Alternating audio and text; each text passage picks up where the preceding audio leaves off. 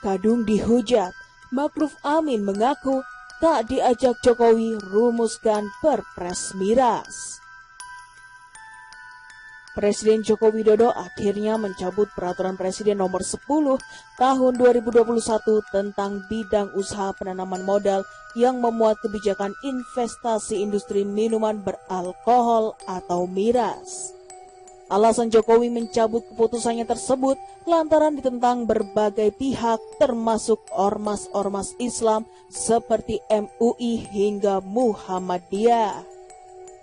Sebelum Jokowi mencabut keputusannya tersebut, Wakil Presiden Ma'ruf Amin sempat jadi bulan-bulanan publik lantaran membiarkan Jokowi melegalkan Perpres investasi miras di beberapa daerah di Indonesia tersebut. Padahal baru diketahui belakangan jika Ma'ruf Amin ternyata tidak pernah dilibatkan dalam perumusan Perpres tersebut. Hal itu diungkapkan juru bicara Wakil Presiden Masduki Baitlawi. Lewat media, ia merespons pencabutan Perpres Jokowi yang membawa-bawa nama miring Ma'ruf Amin. Masduki mengatakan, Wakil Presiden Ma'ruf Amin tidak ikut dilibatkan dalam penyusunan yang mendapat penolakan dari banyak pihak tersebut. Karena itu, Wapres, kata Masduki, baru mengetahui ketika ramai penolakan terhadap Perpres yang dicabut oleh Presiden Joko Widodo Selasa 2 Maret 2021 sore tadi. Wapres tidak tahu memang ini tidak semuanya dilibatkan, makanya kaget Wapres ketika mendengar berita rame seperti itu. Kata Masduki dilansir laman Republika pada Selasa 2 Maret 2021. Masduki melanjutkan, sorotan sejumlah pihak terhadap Perpres ini langsung tertuju kepada Wapres Ma'ruf Amin. Karena itu, Wapres langsung melakukan koordinasi dengan berbagai pihak untuk menyarankan Perpres ini dicabut. Wapres jadi, ini kok ada kejadian seperti ini? Seperti apa? Makanya melakukan langkah-langkah koordinasi untuk bagaimana agar ini bisa segera dicabut dan dalam waktu 3 hari terakhir itu dilakukan, ungkap Masduki. Ia menjelaskan, pasca terbitnya regulasi tersebut, Wapres langsung menerima aspirasi keberatan dari pimpinan ormas-ormas. Wapres, kata Masduki, dalam 3 hari terakhir berkoordinasi dengan sejumlah menteri mengenai keberatan tersebut agar menjadi pertimbangan masukan ke Presiden. Minggu itu dengan sejumlah menteri hadir, Wapres juga sudah berbicara mengenai bahaya dari izin miras itu. Kemudian juga disampaikan ke para menteri supaya sampai kepada Presiden dan akhirnya sampai, ujarnya. Masduki melanjutkan, Presiden dan Wakil Presiden pun dalam pertemuan internal pada Selasa 2 Maret 2021 pagi tadi juga memantapkan pembahasan mengenai pencabutan Perpres tersebut. Sebab Wakil Presiden, kata Masduki, menilai jika Perpres miras ini tetap dilanjutkan akan menimbulkan persoalan yang sangat serius. Dimantapkan lagi oleh Wapres tadi pagi ketemu 4 mata dengan Presiden dan Presiden diyakinkan untuk bagaimana agar itu dicabut dan akhirnya memang Presiden sudah mencabut sehingga ketika dikonfirmasi kepada Wapres ibaratnya tumbuh ketemu tutup. Jadi memang menjadi persoalan yang sangat serius bagi Wapres. Ini persoalan yang sangat serius memang kalau dilanjutkan, katanya. Sebelumnya, Presiden Joko Widodo resmi mencabut Peraturan Presiden Nomor 10 Tahun 2021 tentang bidang usaha penanaman modal yang memuat kebijakan investasi industri minuman beralkohol atau miras. Menurut Presiden, pencabutan aturan ini diambil setelah menerima berbagai masukan dari para tokoh agama.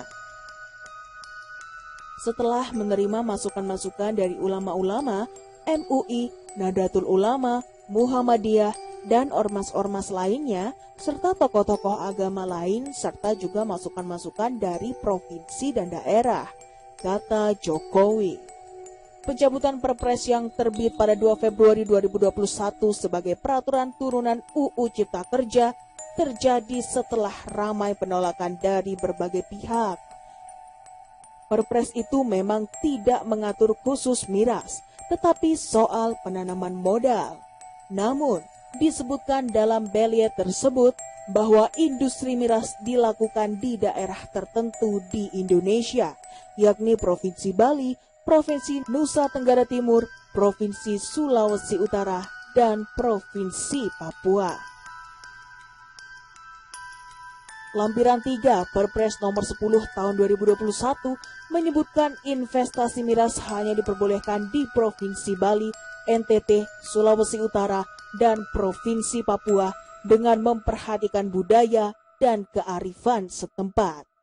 Tapi, penanaman modal untuk industri di luar daerah-daerah tersebut dapat dilakukan bila ditetapkan oleh Kepala Badan Koordinasi Penanaman Modal berdasarkan usulan gubernur.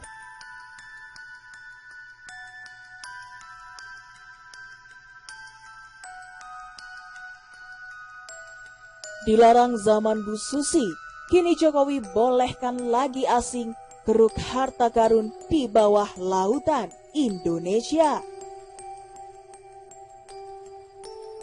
Pemerintah kembali membuka kesempatan bagi swasta, baik dalam negeri dan luar negeri, untuk bisa melakukan pengangkatan harta karun bawah laut atau benda muatan kapal tenggelam yang biasa disingkat BMKT. Kebijakan ini memberikan izin pengangkatan harta karun bawah laut ini sempat dihentikan oleh pemerintah. Pada era Menteri Kelautan dan Perikanan Susi Pujiastuti, periode pemerintah Presiden Jokowi pertama, aturan pengangkatan BMKT dinyatakan tertutup untuk kegiatan investasi. Pemerintah sebelumnya juga sempat menghentikan sementara terhadap izin pengangkatan BMKT oleh swasta termasuk asing. Presiden Jokowi sempat mengeluarkan Perpres nomor 44 tahun 2016 tentang daftar bidang usaha yang tertutup dan bidang usaha yang terbuka dengan persyaratan alias daftar negatif investasi yang diteken Jokowi pada 12 Mei 2016. Pada Perpres yang lama, nomor 39 tahun 2014, kegiatan pengangkatan harta karun bawah laut semula merupakan bidang usaha yang masih terbuka untuk penanaman modal termasuk asing dengan syarat khusus. Saat ini, pada periode kedua pemerintahan Presiden Jokowi, melalui Undang-Undang Nomor 11 Tahun 2020 tentang Cipta Kerja, pemerintah kembali membuka kesempatan investor, termasuk asing, untuk mencari harta karun bawah laut yang berasal dari muatan kapal yang tenggelam di Laut Indonesia. Bila berhasil, maka akan ada bagi hasil dengan pemerintah.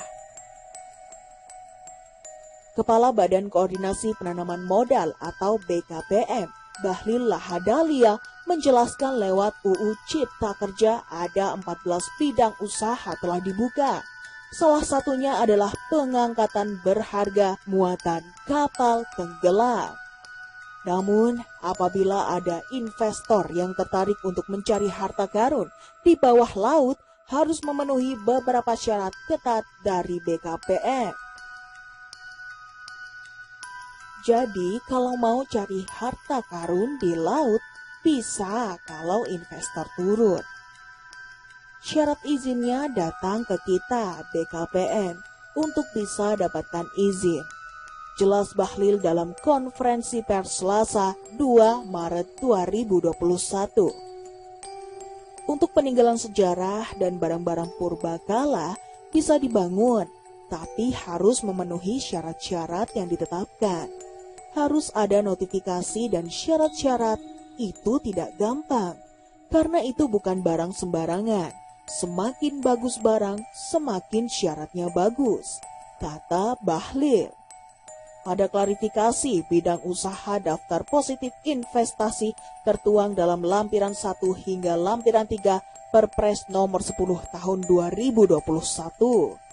Namun, dalam hal bidang usaha, pengangkatan benda berharga asal muatan kapal yang tenggelam tidak terdapat dalam ketiga lampiran tersebut. Hanya saja, para investor bisa mengajukan izin usahanya, sebab ada klausul yang memperbolehkan X bidang daftar negatif investasi tersebut digarap oleh investor. Pada pasal 3 Perpres nomor 10 tahun 2020 disebutkan bidang usaha terbuka meliputi bidang usaha prioritas, bidang usaha yang dialokasikan atau kemitraan dengan koperasi dan UMKM, dan bidang usaha dengan persyaratan tertentu. Beliat tersebut mengatur izin berusaha tersebut bisa dilakukan oleh investor dalam negeri dan investor luar negeri. Bidang usaha yang tidak termasuk dalam huruf A, huruf B, huruf C dapat diusahakan oleh semua penanaman modal. Dikutip pasal 3 ayat 1D dan ayat 2 Perpres nomor 10 tahun 2021. Pada 2016, sesuai catatan Asosiasi Perusahaan Pengangkatan dan Pemanfaatan Benda Muatan Kapal Tenggelam Indonesia mendeteksi ada 464 titik lokasi kapal karam di lautan Indonesia. Nilainya diperkirakan mencapai 12,7 miliar dolar. Harta karun itu merupakan kapal-kapal Portugis, Belanda, dan Cina dari periode 1500 sampai 1800. Kapal-kapal itu tenggelam ketika melintasi perairan Indonesia yang merupakan jalur perdagangan utama dunia. Kementerian Kelautan dan Perikanan mencatat ada 134 lokasi kapal tenggelam di Pelabuhan Ratu Jawa Barat dan 37 lokasi di Selat Malaka. Angka ini hanya sebagian kecil saja.